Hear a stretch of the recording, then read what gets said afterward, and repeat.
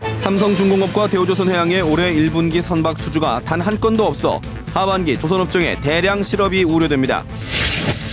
4.13 총선에 각 정당들은 청년 표심 잡기에 나섰지만 정작 청년층은 선거에 무관심해 낮은 투표율이 우려됩니다.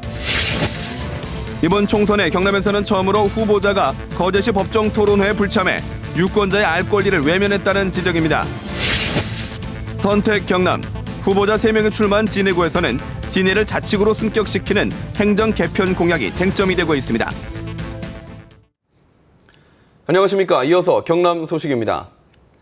세계 조선의 양대산 맥인 삼성중공업과 대우조선해양이 1분기에 수주를 단 한 건도 못한 것으로 드러나면서 올가을 조선업종에서 대량 실업 우려가 제기되고 있습니다.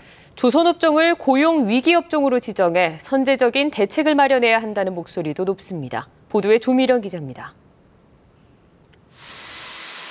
특수 배관을 제작해 조선소에 납품하는 하청업체입니다. 근근히 이어오던 납품 물량도 2달 뒤면 떨어집니다. 1999년 창업한 뒤로 17년 만에 겪는 최대 위기입니다. 임금도 제대로 지불하지 못하는 업체들이 좀 속출하고 있습니다. 물량이 나오지 않으면 저희들은 3개월 이상 버티기가 힘듭니다. 하청업체 위기의 출발은 대형 조선소의 계속된 실적 부진 때문. 더구나 올해 1분기 세계 조선 빅2인 삼성중공업과 대우조선해양은 단 한 건도 수주를 못했습니다. 올해 9월인 3분기까지 수주 물량이 없다면 남해안을 따라 고성, 통영, 거제까지 형성된 조선업이 중단될 위기입니다. 지난달 말 기준 한국 조선업종의 수주 잔량은 2,759만 CGT로 2004년 이후 최저 수준입니다. 추가 수주는 없고 수주 잔량은 줄면서 하반기 대량 실직 사태가 우려되고 있습니다. 다가오는 6월달과 9월달에 구속 작업이 없기 때문에 실제 삼성과 대우에서 함께 일을 못하는 사람이 2만 명 이상이 노동조합 등은 조선업종을 고용위기 업종으로, 거제 지역은 고용위기 지역으로 지정해 전직 프로그램 운영 등 실업 사태를 막기 위한 대책을 추진해 줄 것을 정부에 요구하고 있습니다. KBS 뉴스 조미령입니다. 4.13 총선을 앞두고 정당마다 청년 일자리 창출 공약을 내놓고 있지만 정작 청년층은 선거에 무관심해 이번에도 낮은 투표율이 우려되고 있습니다. 김현수 기자가 보도합니다. 그래서 이번 총선에서 우리 새누리당이 종반으로 갈수록 격전지가 늘고 있는 4.13 총선. 하지만 이달 중순부터 중간고사 시험을 앞두고 있는 대학가는 총선 분위기와는 사뭇 다릅니다. 사실 제가 저희 지역구에 누가 나오는지는 모르고 있고요. 이번 총선에는 투표를 안 할 생각입니다. 왜냐하면 이제 논문 준비도 좀 바쁘고. 10대에서 30대를 대상으로 한 최근의 한 청년 정치인식 실태 조사에서도 응답자의 절반이 넘는 61.5%는 정치에 관심이 없다라고 응답했습니다. 20대 총선에서는 각 정당마다 청년층 표심을 얻기 위한 공약들을 내놓고 있지만 다른 연령층에 비해서는 비중이 떨어지는 게 현실입니다. 우는 아이에게 젖을 더 물려줄 수밖에 없는 이런 어떤 지금 현재 정치 지형 속에서 청년들의 목소리는 배제될 수밖에 없는 현실입니다. 지난 19대 총선에서 경남 지역 20대 유권자 투표율은 40.5%, 60대 이상 71%와 비교해 30%나 낮았습니다.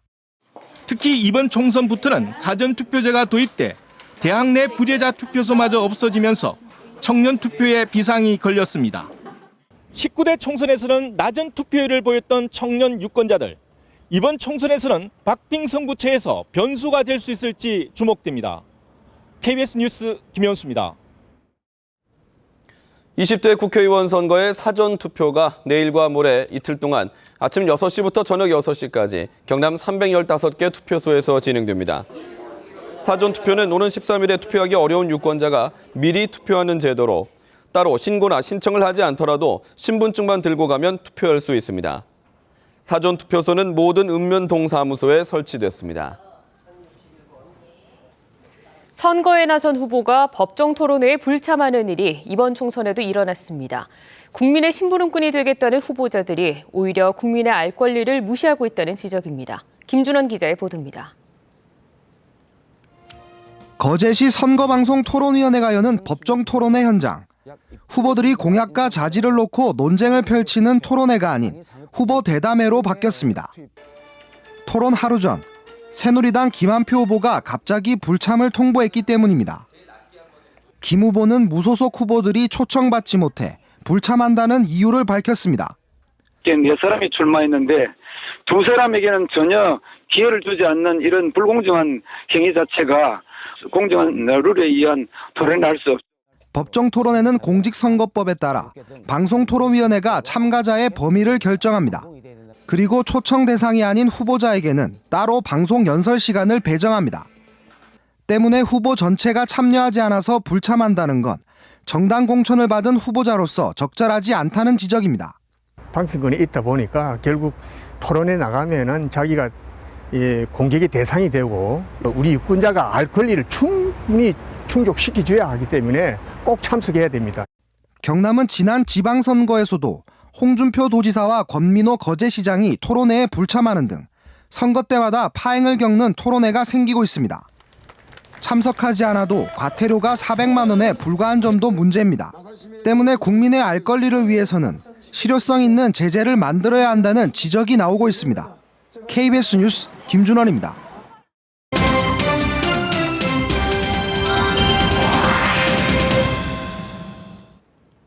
4.13 총선 경남 선거구의 열전 현장과 후보자의 정책을 소개하는 순서입니다.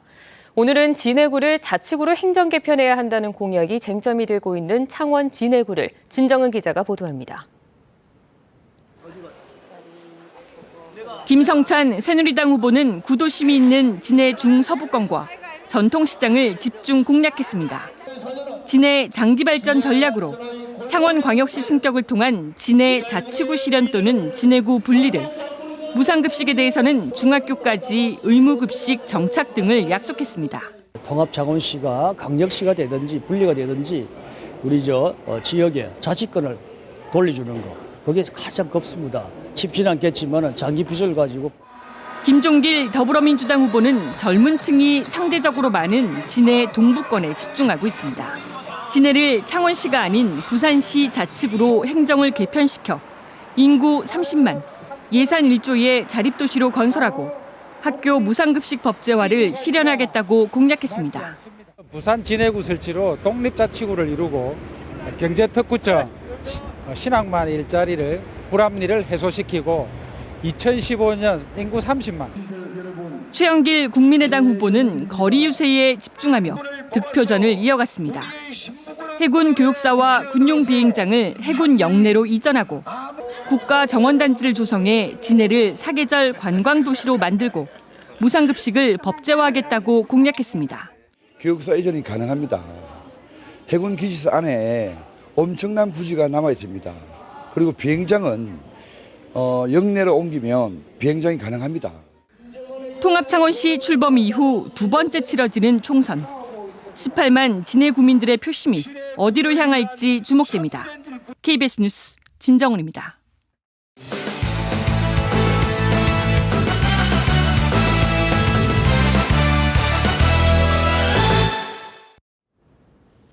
주요 단신입니다.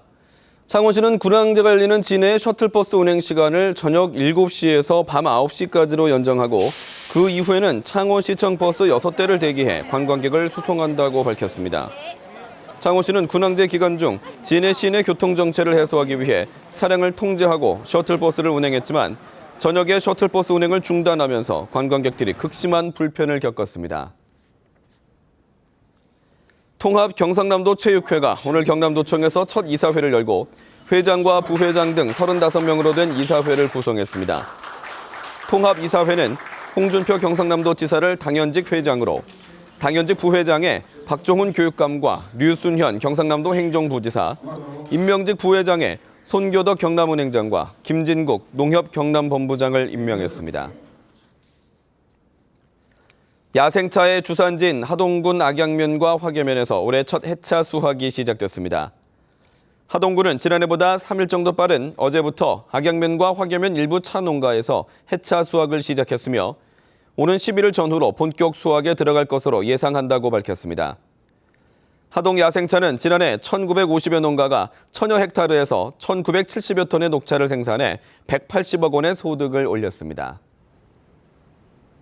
창원시가 중국 8개 성 10개 도시와 오늘 해양 솔라파크에서 경제관광회를 열고 상호 협력 선언문을 채택했습니다.